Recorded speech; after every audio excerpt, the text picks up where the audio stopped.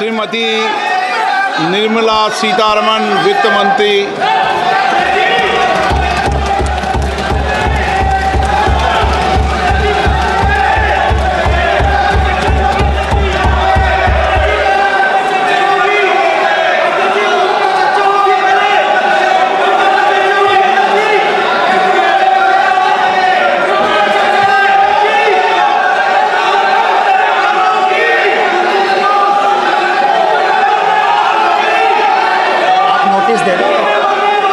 सदस्यगण, budget के बाद राज्यपाल अभिभाषण में आपको पर्याप्त दूंगा।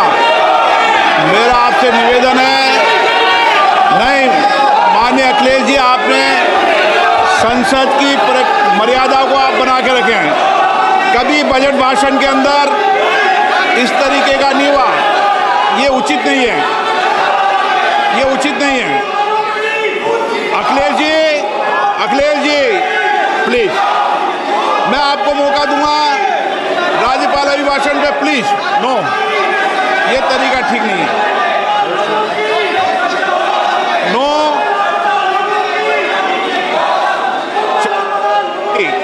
राज्यपाल अभिभाषण पे चर्चा होगी। नो तरीका। Honorable Speaker, I present the budget for 25-26. This budget continues our government's efforts to A. Accelerate growth, B. Secure inclusive development, C. Invigorate private sector investments, D. Uplift household sentiments, and E. Enhance spending power of India's rising middle class. Together, we embark on a journey to unlock our nation's tremendous potential for greater prosperity and global positioning under the leadership of Honorable Prime Minister Shri Narendra Modi. As we complete the first quarter of the 21st century, continuing geopolitical headwinds suggest lower global economic growth over the medium term. However, our aspiration for a Vikasit Bharat inspires us, and the transformative work we have done during our government's first 2 terms guides us to march forward resolutely. Our economy is the fastest growing among all major economies. Our development track record for the past 10 years and structural reforms have drawn global attention. Confidence in India's capability and potential has only grown in this period.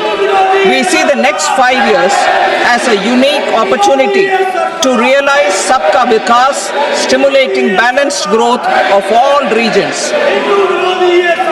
The great Telugu poet and playwright Gurujada Apparao had said, "Deshamante matti kadoy, deshamante manushuloy," meaning a country is not just its soil, a country is its people.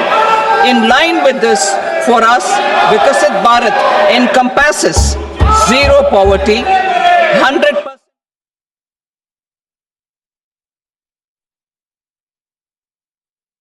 and comprehensive health care, 100% skilled labor with meaningful employment, 70% women in economic activities, and farmers making our country the food basket of the world.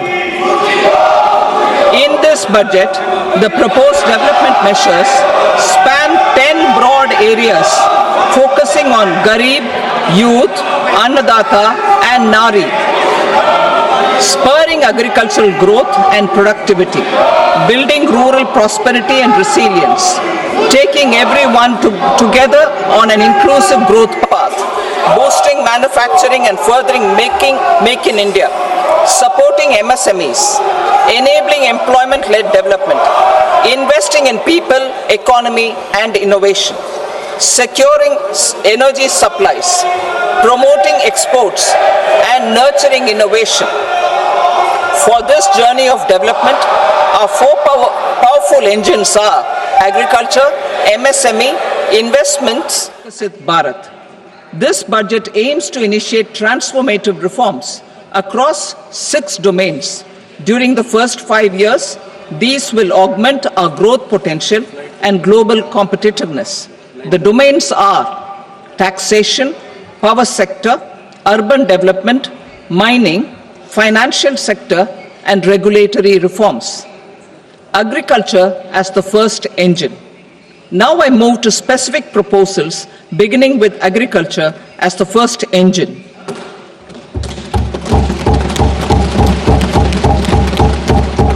Prime Minister Dhan Dhanya Krishi Yojana, Developing Agri-Districts Program. Motivated by the success of the Aspirational District Program, our government will undertake a Prime Minister Dhan Dhanya Krishi Yojana in partnership with states. Through the convergence of existing schemes and specialized measures, the program will cover 100 districts with low productivity, moderate crop intensity, and below average credit parameters. It aims to 1. Enhance agricultural productivity, 2. Adopt crop diversification and sustainable agricultural practices, 3. Augment post-harvest storage at the panchayat and block level, 4. Improve irrigation facilities, and 5. Facilitate availability of long-term and short-term credit. This program is likely to help 1.7 crore farmers.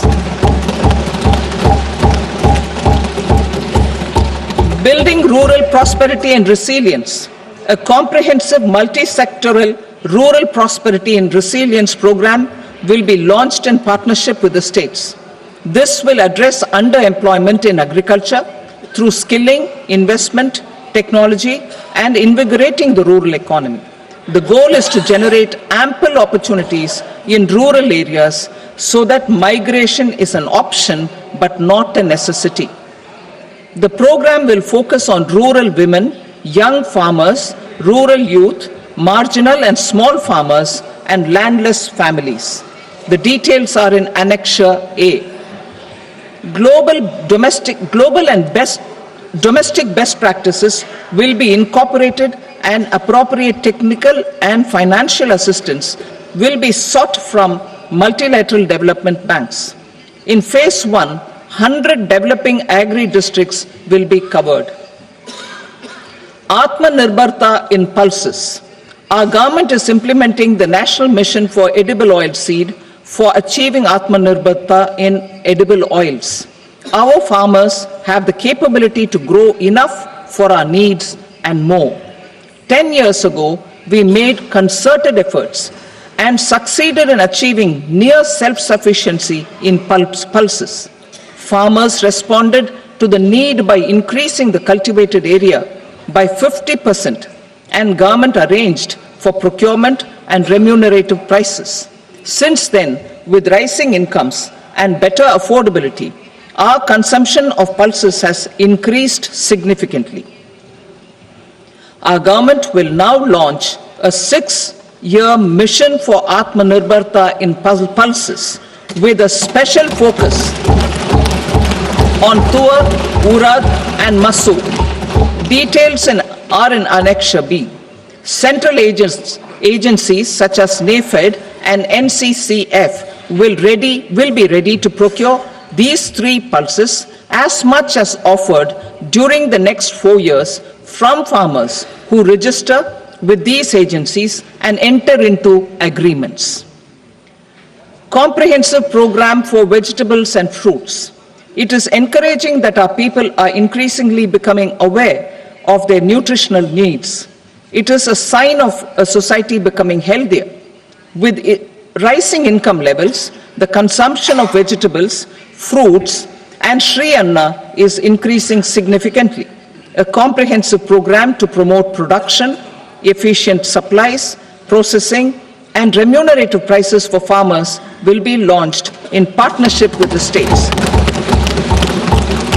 Appropriate institutional mechanisms for implementation and participation of farmer producer organizations and cooperatives will be set up. Makhana Board in Bihar. For this, there is a special opportunity for the people of Bihar. A Makana board will be established in the state to improve production, processing, value addition, and marketing of Makana. The people engaged in these activities will be organized into FPOs. The board will provide hand-holding and training support to Makana farmers and will also work to ensure they receive the benefits of all relevant government schemes. A national mission on high-yielding seeds will be launched, aimed at 1. Strengthening research ecosystem, 2. Targeted development and propagation of seeds with high yield, pest resistance, and climate resilience, and 3. Commercial availability of more than 100 seed varieties released since July 2024. India ranks second largest globally in fish production and aquaculture. Seafood exports are valued at 60,000 crore rupees. To unlock the untapped potential of the marine sector, our government will bring in an enabling framework for sustainable harnessing of fisheries from Indian exclusive economic zone and high seas, with a special focus on the Andaman and Nicobar and Lakshadweep Islands.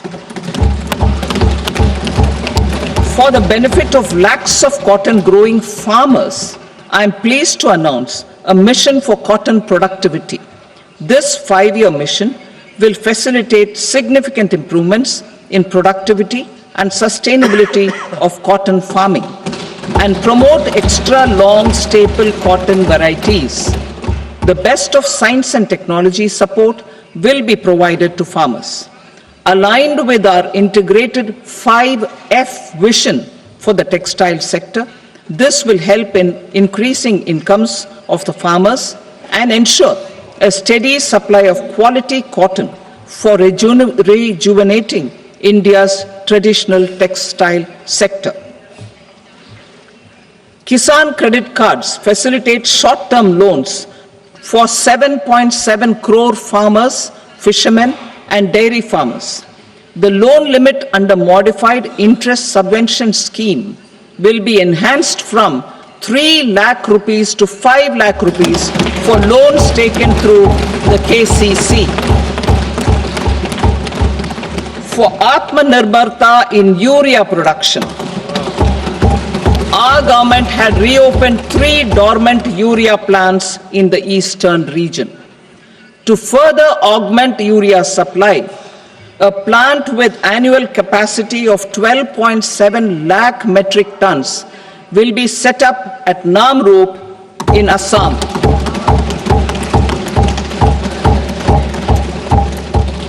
India Post, with 1.5 lakh rural post offices, complemented by the India Post Payment Bank and a vast network of 2.4 lakh Dak Sevaks, will be repositioned to act as a catalyst for the rural economy. Details are at Annexure C. India Post will also be transformed as a large public logistics organization. This will meet the rising needs of Vishwakarmas, new entrepreneurs, women, self-help groups, MSMEs, and the large business organizations. Our government will provide support to NCDC for its lending operations for the cooperative sector. MSMEs as the second engine. Now I move to MSMEs as the second engine, which encompasses manufacturing and services with a focus on MSMEs numbering 5.7 crores. Currently, over 1 crore registered MSMEs, employing 7.5 crore people and generating 36% of our manufacturing, have come together to position India as a global manufacturing hub. With their quality products, these MSMEs are responsible for 45% of our exports. To help them achieve higher efficiencies of scale, technological upgradation, and better access to capital, the investment and turnover limits for classification of all MSMEs will be enhanced to 2.5 and 2 times respectively.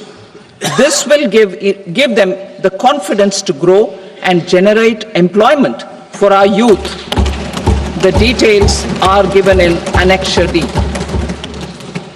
To improve access to credit, the credit guarantee cover will be enhanced. First, for micro and small enterprises from 5 crore to 10 crore rupees, leading to additional credit of 1.5 lakh crores in the next 5 years. Second, for startups from 10 crore rupees to 20 crore rupees, with the guarantee fee being moderated to 1% for loans in 27 focus sectors which are important for Atmanirbhar Bharat. And for well-run exporter MSMEs, for term loans up to 20 crore rupees. Also for the micro enterprises, we will introduce customized credit cards with a 5 lakh rupee limit for micro enterprises registered on Udyam portal. In the first year, 10 lakh such cards will be issued. Fund of funds for startups. The alternate investment fund, AIFs, for startups have received commitments of more than 91,000 crores rupees. These are supported by the fund of funds set up with the Government of India's contribution of 10,000 crore rupees. Now, a new fund of funds with expanded scope and a fresh contribution of another 10,000 crore rupees will be set up. A new scheme will be launched for 5 lakh women, scheduled castes and scheduled tribes, first-time entrepreneurs. This will provide term loans up to 2 crore rupees during the next 5 years. The scheme will incorporate lessons from the successful Stand Up India scheme. Online capacity building for entrepreneurship and managerial skills will also be organized. Measures for labor-intensive sectors. To promote employment and entrepreneurship opportunities in labor-intensive sectors, our government will undertake specific policy and facilitation measures. To enhance the productivity, quality, and competitiveness of India's footwear and leather sector, a focused product scheme will be implemented. The scheme will support design capacity, component manufacturing, and machinery required for production of non-leather quality footwear, besides the support for leather footwear and products. The scheme is expected to facilitate employment for 22 lakh persons, generate over 4 lakh crore rupees, and exports of over 1.1 lakh crore rupees. Measures for the toys sector. Building on the National Action Plan for Toys, we will implement a scheme to make India a global hub for toys. The scheme will focus on development of clusters, skills, and a manufacturing ecosystem that will create high-quality, unique, innovative, and sustainable toys that will represent the Made in India brand. Support for food processing. In line with our commitment towards Purvodaya, we will establish a National Institute of Food Technology, Entrepreneurship and Management in Bihar. The institute will provide a strong fillip to food processing activities in the entire eastern region. This will result in 1. Enhanced income for the farmers through value addition to their produce, and 2. Skilling entrepreneurship and employment opportunities for the youth. Manufacturing mission, furthering Make in India. Our government will set up a national manufacturing mission covering small, medium and large industries for furthering Make in India by providing policy support, execution roadmaps, governance and monitoring framework for central ministries and states. Details are in Annexure E. Given our commitment to climate-friendly development, the mission will also support clean tech manufacturing. This will aim to improve domestic value addition and build our ecosystem for solar PV cells, EV batteries, motors and controllers, electrolyzers, wind turbines, very high voltage transmission equipment and grid-scale batteries. Investment as the third engine. Now I move to investment as the third engine, which encompasses investing in people, investing in the economy, and investing in innovation. Investing in people. Saksham Anganwadi and Poshan 2 program provides nutritional support to more than 8 crore children, 1 crore pregnant women and lactating mothers all over the country, and about 20 lakh adolescent girls in aspirational districts and the Northeast region. The cost norms for these nutritional support will be enhanced appropriately. Atal Tinkering Labs. 50,000 Atal Tinkering Labs will be set up in government schools in the next 5 years to cultivate the spirit of curiosity and innovation and foster a scientific temper among young minds. Broadband connectivity to government secondary schools and PHCs. Broadband connectivity will be provided to all government secondary schools and primary health centers in rural areas under the BharatNet project. Bharatiya Bhasha Pustak Scheme. We propose to implement a Bharatiya Bhasha Pustak scheme to provide digital form Indian language books for schools and for higher education. This aims to help students understand their subjects better and in their language. National Centers of Excellence for Skilling.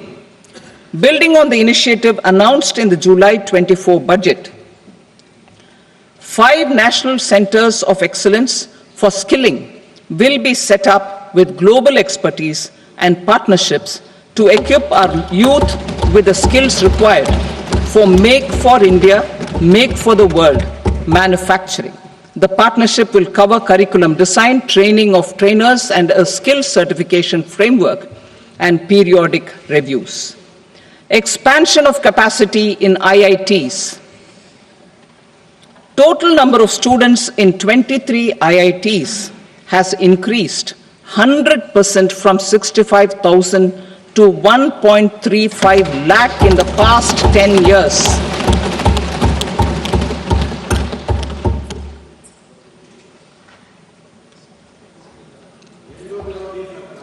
Additional infrastructure will be created in the 5 IITs started after 2014 to facilitate education for 6,500 more students. Hostel and other infrastructure capacity at IIT Patna will also be expanded.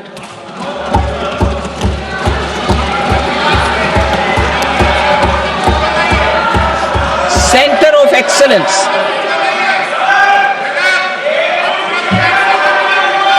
Center of Excellence in AI for Education. I had announced 3 centers of excellence in artificial intelligence for agriculture, health, and sustainable cities in 2023. Now a center of excellence in artificial intelligence for education will be set up with a total outlay of 500 crores. Expansion of medical education.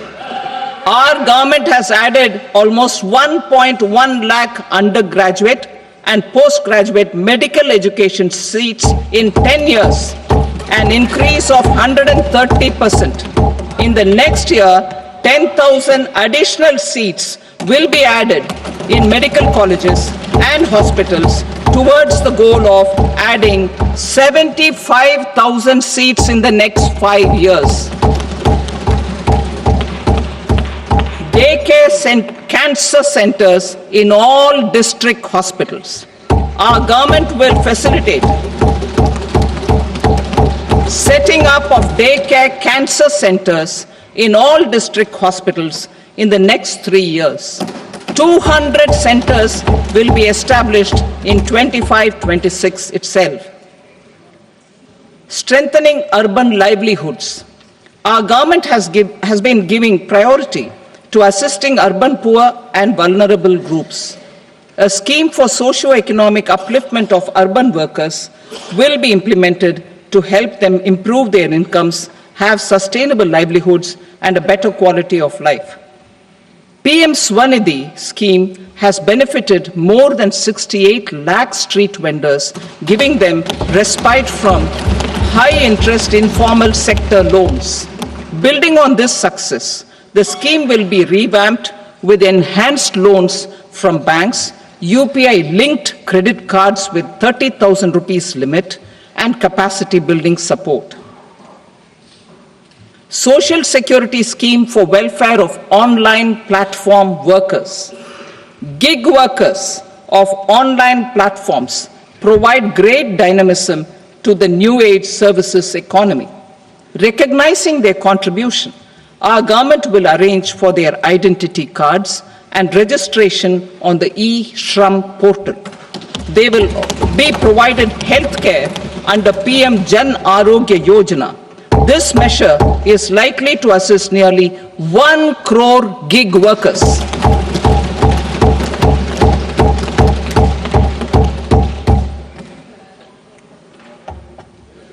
Investing in the economy. Public-private partnership in infrastructure.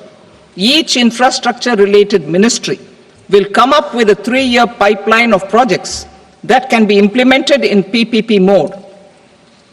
States will also be encouraged to do so and can seek support from the India Infrastructure Project Development Fund, which is a scheme to prepare PPP proposals.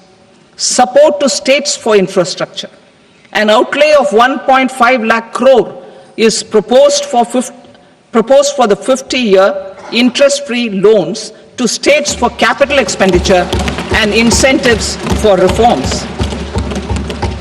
Building on the success of the first asset monetization plan announced in 2021, the second plan for 2025 to 30 will be launched to plow back capital of 10 lakh crore in new projects. Regulatory and fiscal measures will be fine-tuned to support the plan. Jal Jeevan Mission. Since 2019, 15 crore households representing 80% of India's rural population have been provided access to portable tap water connections. To achieve 100% coverage, I am pleased to announce the extension of this mission until 2028 with an enhanced total outlay. The mission's focus will be on the quality of infrastructure and O&M of rural piped water supply schemes through Jan Bhagidari. A separate MOU or separate MOUs will be signed with the states and union territories to ensure sustainability and citizen-centric water services delivery. Urban sector reforms. Building on the July budget proposals, urban sector reforms related to governance, municipal services, urban land and planning will be incentivized. Urban Challenge Fund. The government will set up an Urban Challenge Fund of 1 lakh crore rupees to implement the proposals for cities as growth hubs, creative redevelopment of cities, and for water and sanitation purposes announced in the July budget. This fund will finance up to 25% of the cost of bankable projects with a stipulation that at least 50% of the cost is funded from bonds, bank loans, and PPPs. An allocation of 10,000 crore is proposed in 2025-26. Power sector reforms. We will incentivize electricity distribution reforms and augmentation of intra-state transmission capacity by states. This will improve financial health and capacity of electricity companies. Additional borrowing of 0.5% of GSDP will be allowed to states contingent on these reforms. Nuclear energy mission for Vikasit Bharat. Development of at least 100 gigawatt of nuclear energy by 2047 is essential for our energy transition efforts. For an active partnership with the private sector towards this goal, amendments to the Atomic Energy Act and the Civil Liability for Nuclear Damage Act will be taken up. A nuclear energy mission for research and development of small modular reactors with an outlay of 20,000 crore will be set up. At least 5 indigenously developed small modular reactors will be operationalized by 2033. Shipbuilding. The shipbuilding financial assistance policy will be revamped to address cost disadvantages.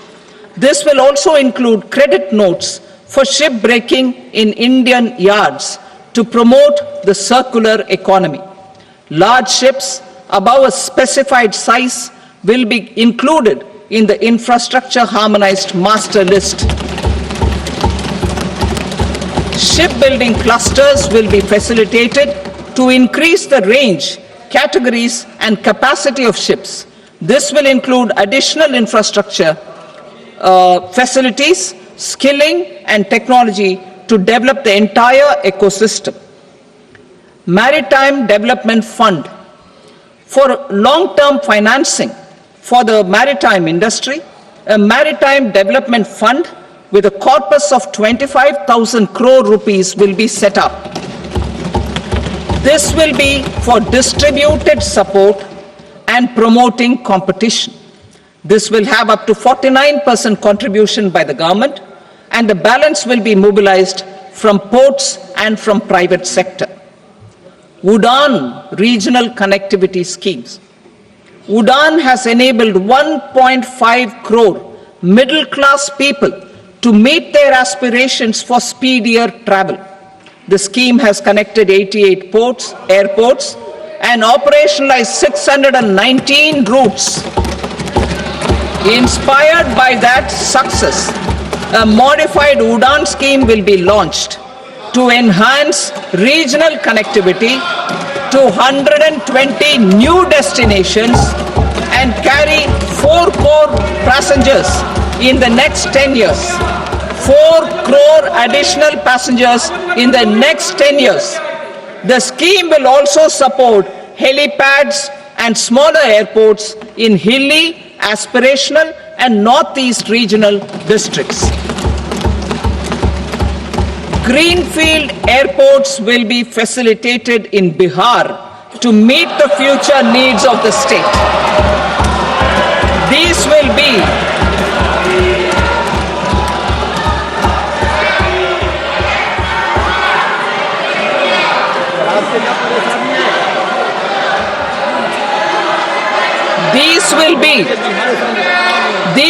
be in addition to the expansion of the capacity of Patna Airport and a brownfield airport in Beta. Western Kosi Canal project in Mithilanchal. Financial support will be provided for the Western Kosi Canal ERM project, benefiting a large number of farmers, cultivating over 50,000 hectares of land in the Mithilanchal region of Bihar. Mining sector reforms. Mining sector reforms, including those for minor minerals, will be encouraged through sharing of best practices and institutions of a state mining index. A policy for recovery of critical minerals from tailings will be brought out. Under the special window for affordable and mid-income housing, SWAMI, 50,000 dwelling units in stressed housing projects have been completed and keys handed over to home buyers.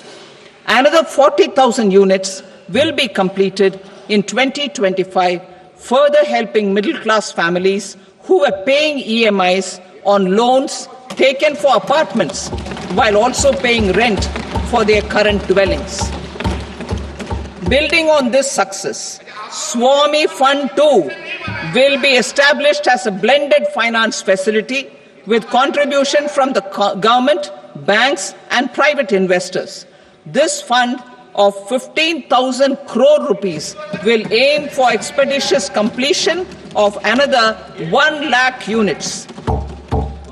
PM Gati Shakti data for private sector.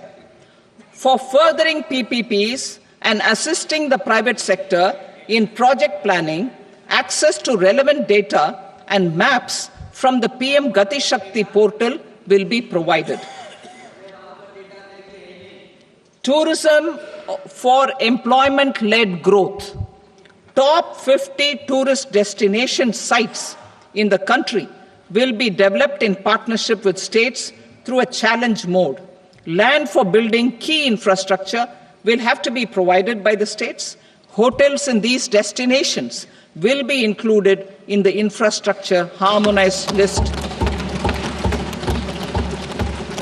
The following measures will be taken for facilitating employment-led growth. Organizing intensive skill development programs for our youth, including in institutes of hospitality management. Providing mudra loans for homestays. Improving ease of travel and connectivity to tourist destinations. Providing performance-linked incentives to states for effective destination management, including tourist amenities, cleanliness, and marketing efforts.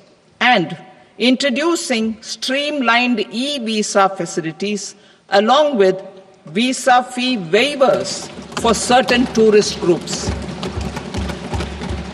Continuing with the emphasis on places of spiritual and religious significance, in the July budget, there will be a special focus on destinations related to the life and times of Lord Buddha.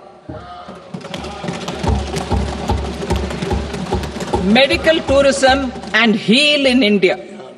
Medical tourism and heal in India will be promoted in partnership with the private sector, along with capacity building and easier visa norms. Investing in innovation.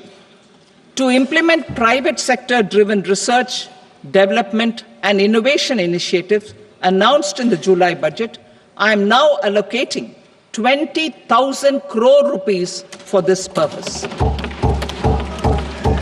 A deep tech fund of funds will also be explored to catalyze the next generation startups as a part of this initiative. In the next 5 years, under the PM Research Fellowship Scheme, we will provide 10,000 fellowships for technological research in IITs and IISc with enhanced financial support.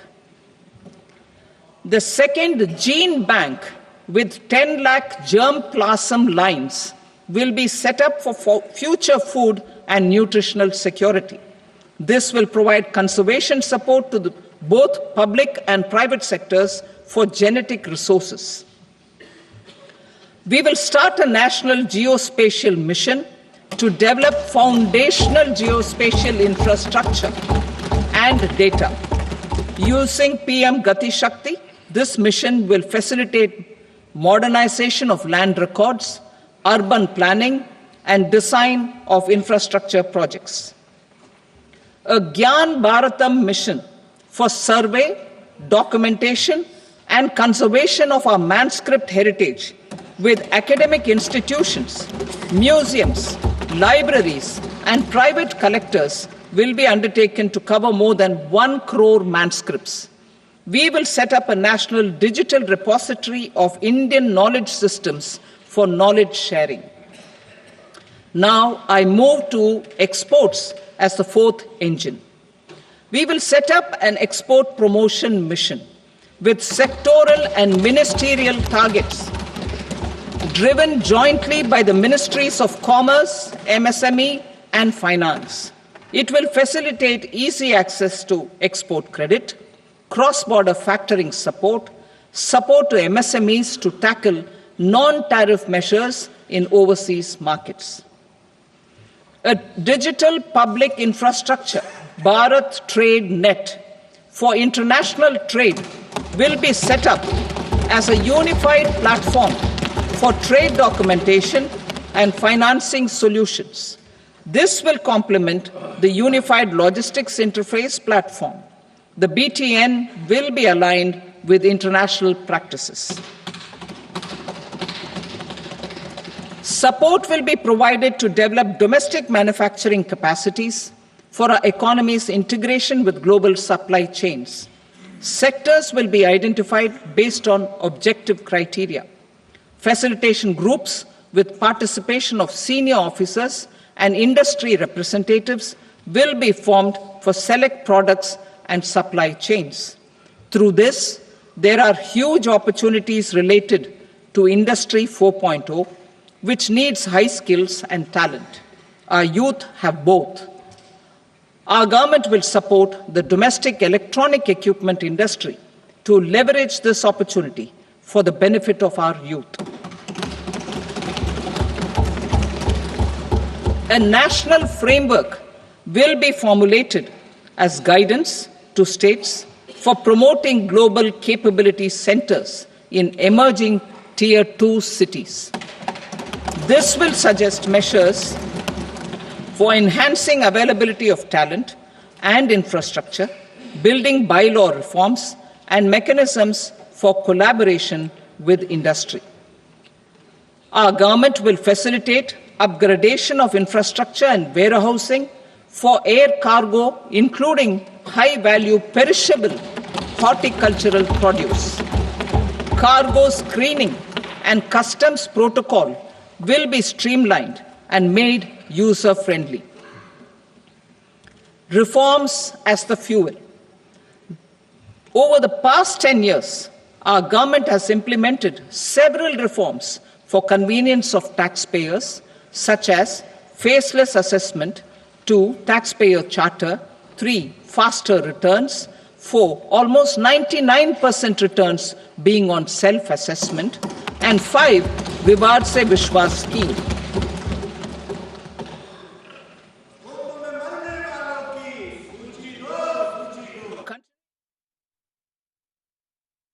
Of the tax department to trust first, scrutinize later. I also propose to introduce the new income tax bill next week. I will detail the indirect tax reforms and changes in direct taxes in Part B. Financial sector reforms. The FDI limit for the insurance sector will be raised from 74 to 100%. This enhanced limit will be available for those companies which invest the entire premium in India. The current guardrails and conditionalities associated with foreign investment will be reviewed and simplified. The services of India Post Payment Bank will be deepened and expanded in rural areas. NABFID will set up a partial credit enhancement facility for corporate bonds for infrastructure. Public sector banks will develop Grameen Credit Score framework to serve the credit needs of SHG members and people in rural areas. A forum for regulatory coordination and development of pension products will be set up. To implement the earlier announcement on simplifying the KYC processes, the revamped Central KYC Registry will be rolled out in 2025. We will also implement a streamlined system for periodic updating. Requirements and procedures for speedy approval of company mergers will be rationalized. The scope for fast-track mergers will also be widened and the process made simpler. As proposed in the interim budget, we signed bilateral investment treaties with 2 countries in 2024 to encourage sustained foreign investment, and in the spirit of First Develop India, the current model BIT will be revamped and made more investor-friendly. In the last 10 years, in several aspects, including financial and non-financial, our government has demonstrated a steadfast commitment to ease of doing business. We are determined to ensure that our regulations must keep up with technological innovations and global policy developments. A light-touch regulatory framework based on principles and trust will unleash productivity and employment. Through this framework, we will update regulations that were made under old laws. To develop this modern, flexible, people-friendly, and trust-based regulatory framework appropriate for the 21st century, I propose 4 specific measures. A high-level committee for regulatory reforms will be set up for a review of all non-financial sector regulations, certifications, licenses, and permissions. The committee will be expected to make recommendations within a year. The objective is to strengthen trust-based economic governance and take transformational measures to enhance ease of doing business, especially in matters of inspection and compliances. States will be encouraged to join in this endeavor.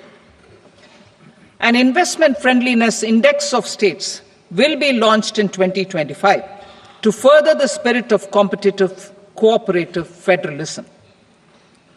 Under the Financial Stability and Development Council, a mechanism will be set up to evaluate impact of the current financial regulations and subsidiary instructions. It will also formulate a framework to enhance their responsiveness and development of the financial sector. In the Jan Vishwas Act 2023, more than 180 legal provisions were decriminalized. Our government will now bring up the Jan Vishwas Bill 2.0 to decriminalize more than 100 provisions in various laws. I now move to fiscal policy. In the July budget, I had committed to staying the course for fiscal consolidation. Our endeavor will be to keep the fiscal deficit each year such that central government debt remains on a declining path as a percentage of the GDP. The roadmap for the next 6 years has been detailed in the FRBM statement. Revised estimates for 2024-25. The revised estimate of the total receipts other than borrowings is 31.47 lakh crore rupees, of which the net tax receipts are 25.57 lakh crore rupees. The revised estimate of the total expenditure is 47.16 lakh crore rupees, of which the capital expenditure is about 10.18 lakh crore rupees. The revised estimate of the fiscal deficit is 4.8% of the GDP. Budget estimates for 25-26. Coming to 25-26, the total receipts other than borrowings and total expenditure are estimated at 34.96 lakh crore rupees and 50.65 lakh crore rupees respectively. The net tax receipts are estimated at 28.37 lakh crore rupees. The fiscal deficit is estimated to be 4.4% of GDP. To finance the fiscal deficit, the net market borrowings from dated securities are estimated at 11.54 lakh crore. The balance financing is expected to come from small savings and other sources. The gross market borrowings are estimated at 14.82 lakh crore rupees. I will now move to Part B. Indirect taxes. My proposals relating to customs aim to rationalize tariff structure and address duty inversion. These will also support domestic manufacturing and value addition, promote exports, facilitate trade, and provide relief to common people. Rationalization of customs tariff structure for industrial goods. As a part of comprehensive review of customs rate structure announced in July 2024 budget, I propose to 1. Remove 7 tariff rates. This is over and above the 7 tariff rates removed in 23-24 budget. After this, there will be only 8 remaining tariff rates, including 0 rate. 2. Apply appropriate cess to broadly maintain effective duty incidence, except on a few items where such incidence will reduce marginally. 3. Levy not more than 1 cess or surcharge. Therefore, I propose to exempt social welfare surcharge on 82 tariff lines that are subject to a cess. I shall now take up sector-specific proposals. To provide relief to patients, particularly those suffering from cancer, rare diseases, and other severe chronic diseases, I propose to add 36 life-saving drugs and medicines to the list of medicines fully exempted from basic custom duty.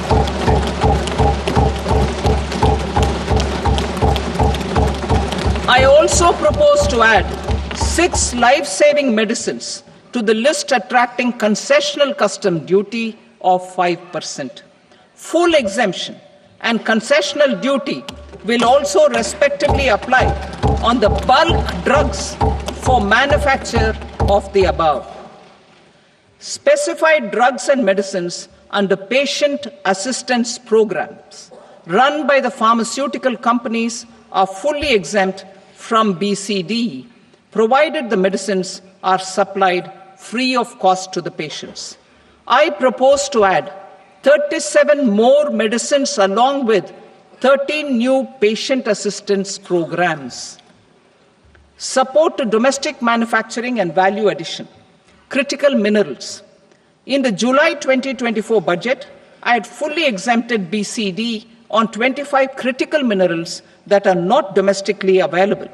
I had also reduced BCD of 2 other such minerals to provide a major fillip to their processing, especially by MSMEs. Now, I propose to fully exempt cobalt powder and waste, the scrap of lithium-ion battery, lead, zinc, and 12 more critical minerals.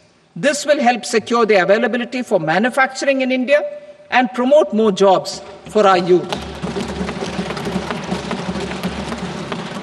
To promote domestic production of technical textile products such as agro-textiles, medical textiles, and geotextiles at competitive prices, I propose to add 2 more types of shuttle-less looms to the list of fully exempted textile machinery. I also propose to revise the BCD rate on knitted fabrics covered by 9 tariff lines from 10 or 20 to 20% or 115 rupees per kg, whichever is higher. Electronic goods. In line with our Make in India policy and to rectify inverted duty structure, I propose to increase the BCD on interactive flat panel display from 10% to 20% and reduce the BCD to 5% on open cell and other components. In 23-24 budget, for the manufacture of open cells of LCD, LED TVs, I had reduced the BCD on parts of open cells from 5% to 2.5%. To further boost the manufacture of such open cells, the BCD on these parts will now stand exempted. Lithium-ion battery. To the list of exempted capital goods, I propose to add 35 additional capital goods for EV battery manufacturing and 28 additional capital goods for mobile phone battery manufacturing. This will boost domestic manufacture of lithium-ion batteries, both for mobile phones and for electric vehicles. Shipping sector. Considering that shipbuilding has a long gestation period, I propose to continue the exemption of BCD on raw materials, components, consumables, or parts for the manufacture of ships for another 10 years.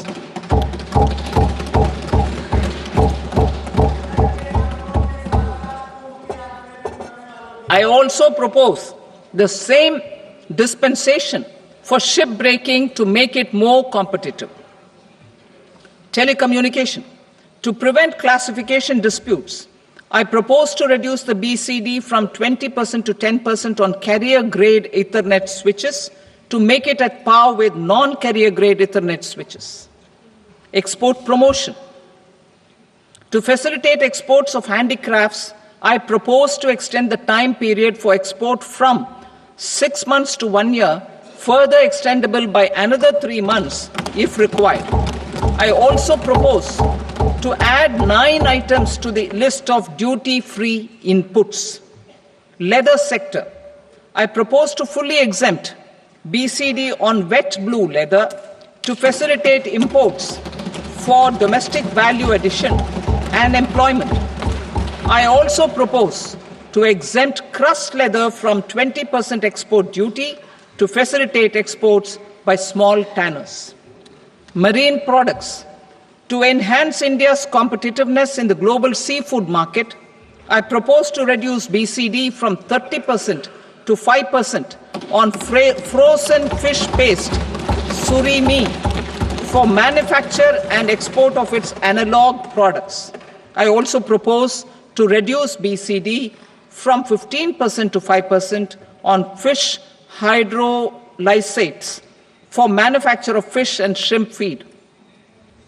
In July 2024 budget, to promote development of domestic MROs for aircraft and ships, I had extended the time limit for export of foreign origin goods that were imported for repairs from 6 months to 1 year and further extendable by 1 year. I now propose to extend the same dispensation for railway goods. Time limit for provisional assessment. Presently, the Customs Act 1962 does not provide any time limit to finalize provisional assessments, leading to uncertainty and cost to trade. As a measure of promoting ease of doing business, I propose to fix a time limit of 2 years, extendable by a year, for finalizing the provisional assessment. I propose to introduce a new provision that will enable importers or exporters, after clearance of goods, to voluntarily declare material facts and pay duty with interest but without penalty. This will incentivize voluntary compliance. However, this will not apply in cases where department has already initiated audit or investigation proceedings. For industry to better plan their imports, I propose to extend the time limit for the end use of imported inputs in the relevant rules from 6 months to 1 year. This will provide operational flexibility in view of cost and uncertainty of supply. Further, such importers will now have to file only quarterly statements instead of a monthly statement.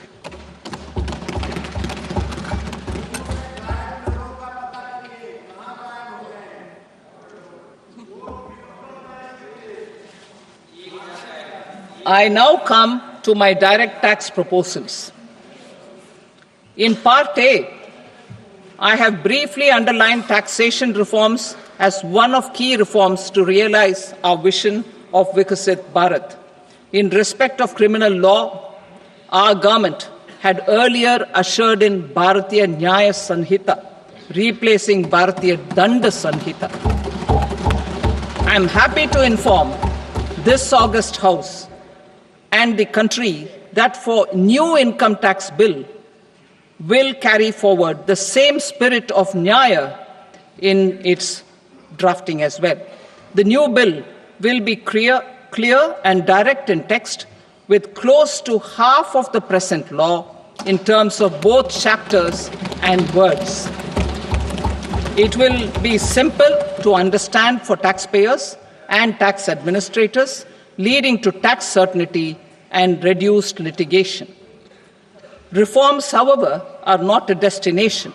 They are means to achieve good governance for our people and economy. Providing good governance primarily involves being responsive. The Tirukkural captures this in verse 542, which reads, "Vaanokki vaazhum ulagallam, mannavan kol nokki vaazhum kudi," meaning, just as the living beings live expecting rains, citizens live expecting good governance. Our government is committed to keeping an ear to the ground and a finger on the pulse and responding while balancing our national building efforts.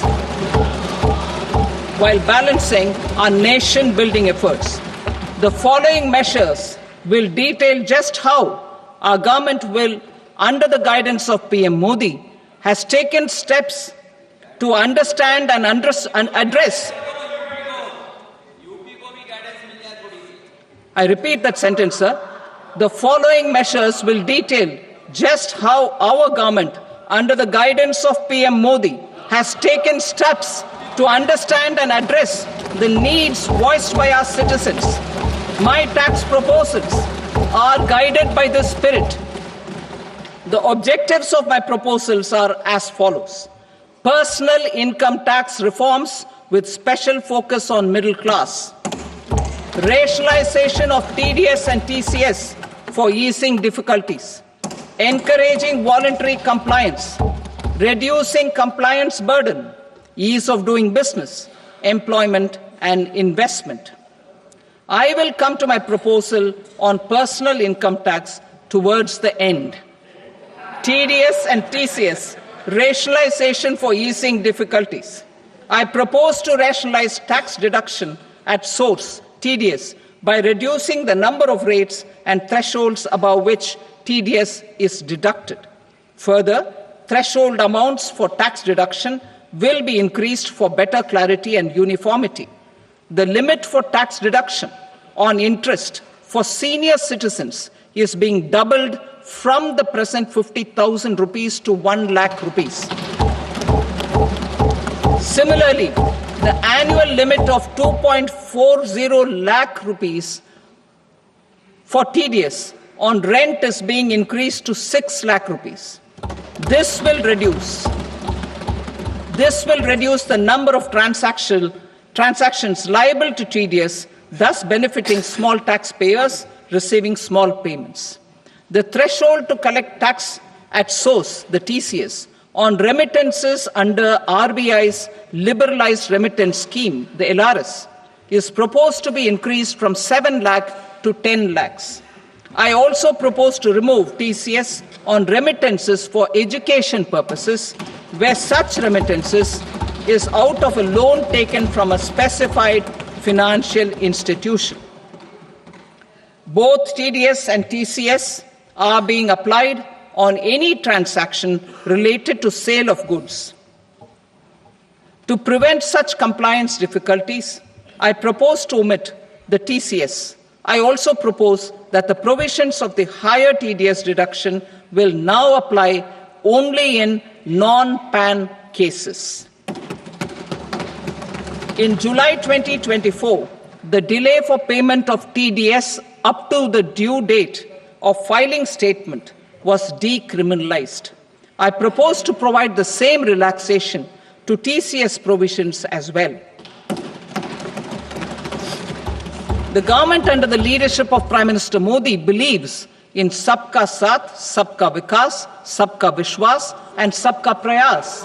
In line with this, we brought in updated return facility in 2022 for voluntary compliance by taxpayers who had omitted to report their correct income. Our trust in taxpayers was proved right. Nearly 90 lakh taxpayers voluntarily updated their incomes by paying additional tax. Taking this trust further, I now propose to extend the time limit to file updated returns for any assessment year from the current limit of 2 years to 4 years.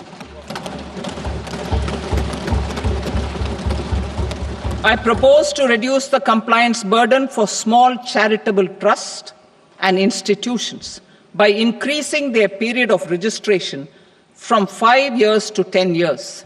It is also proposed that disproportionate consequences do not arise for minor defaults, such as incomplete applications filed by charitable entities.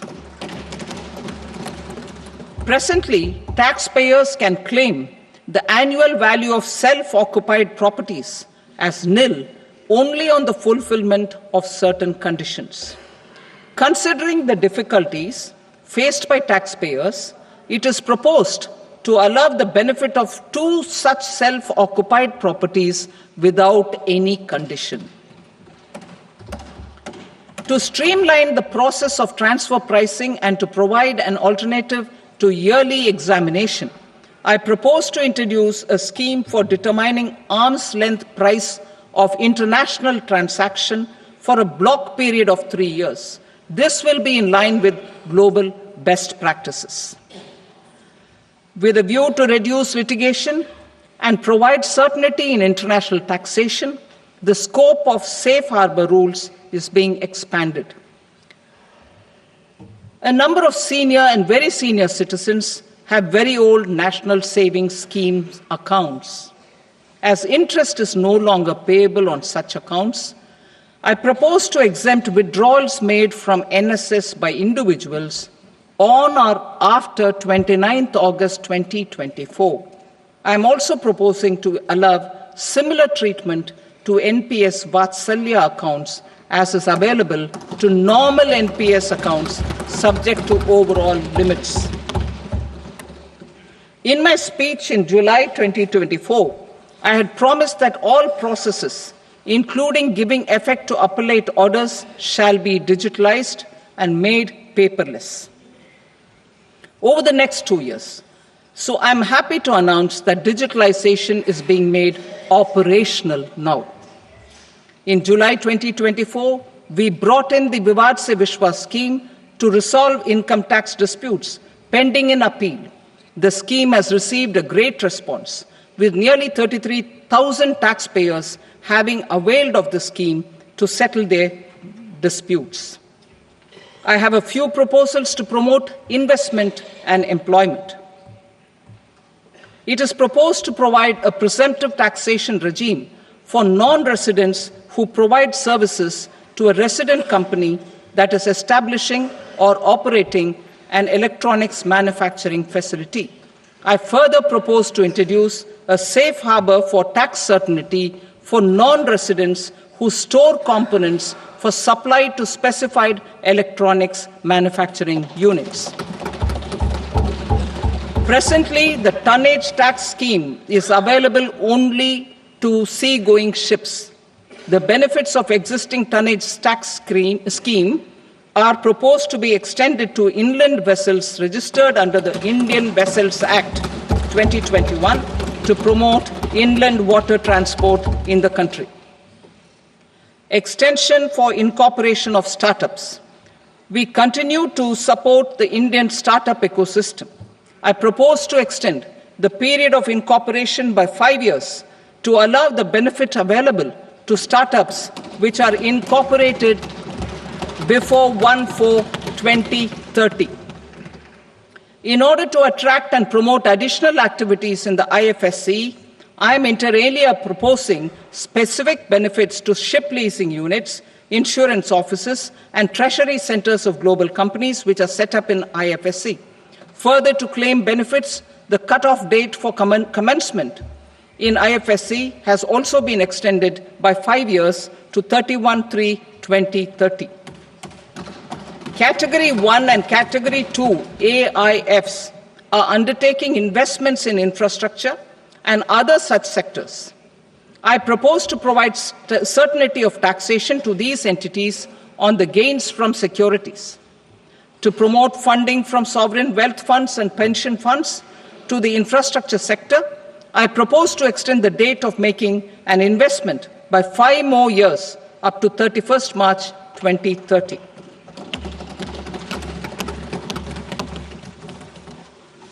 Personal income tax reforms with special focus on middle class.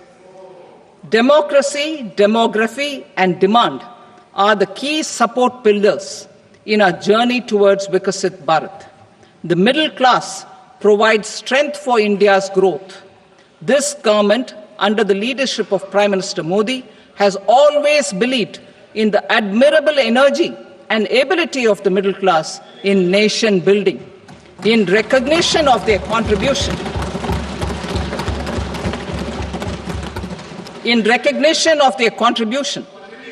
we have periodically reduced their tax burden.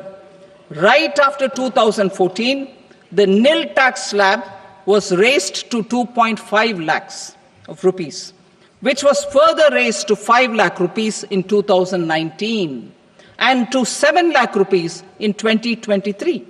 This is reflective of our government's trust on the middle class taxpayers.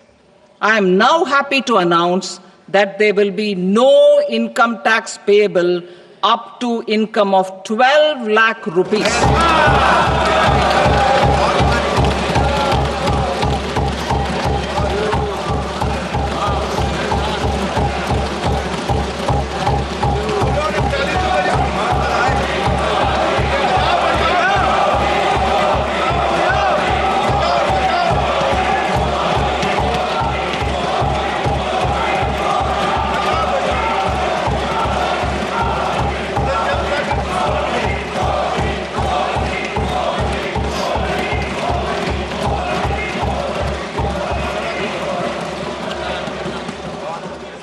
So, average income of 1 lakh per month, other than the special rate income such as capital gains, under the new regime.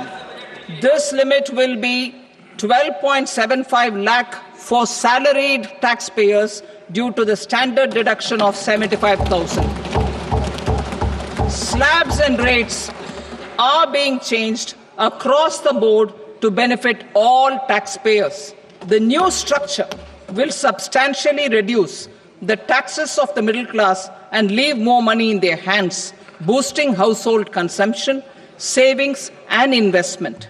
In the new tax regime, I propose to revise tax rate structures as follows: 0 to 4 lakh rupees nil, 4.8 lakh rupees to 4 to 8 lakh rupees 5%, 8 to 12 lakh rupees 10%, 12 to 16 lakh rupees 15%, 16 to 20 lakh rupees 20%, 20 to 24 lakh rupees 25%, and above 24 lakh rupees 30%.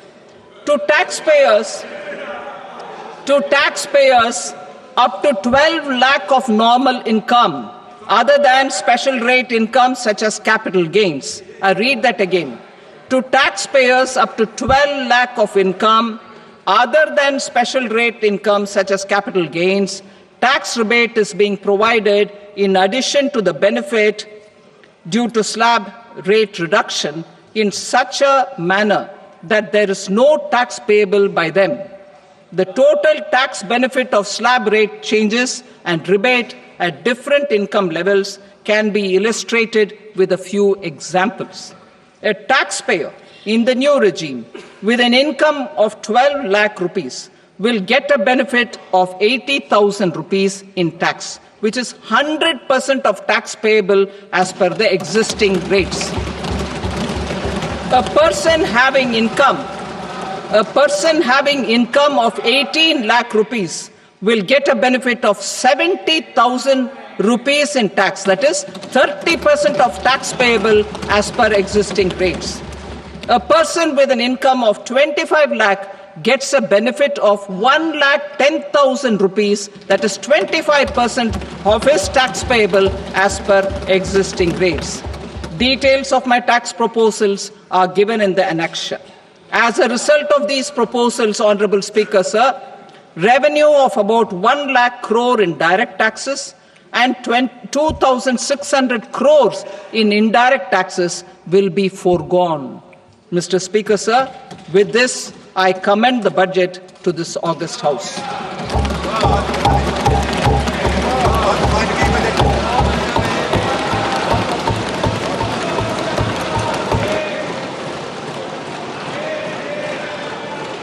Item number 2, Srimati Nirmala Sitharaman. Sir, with your permission, I rise to lay on the table the following statements under Section 3(1) of the Fiscal Responsibility and Budget Management Act, 2003. Medium-term fiscal policy cum fiscal policy strategy statement and macroeconomic framework statement. Item number 3, Srimati Nirmala Sitharaman. Sir, with your permission, I rise to move for leave to introduce the Finance Bill 2025. प्रश्न ये है कि विधेयक को पुनर्स्थापित करने की अनुमति प्रदान की जाए। जो सदस्य इसके पक्ष में हाँ गए, जो सदस्य विरोध में ना गए, मेरे विचार में निर्णय हाँ वालों के पक्ष में हुआ, हाँ वालों के पक्ष में अनुमति प्रदान की जाती है। माननीय मंत्री जी अब विधेयक को पुनर्स्थापित करें। Sir, I introduce the bill. Thank you.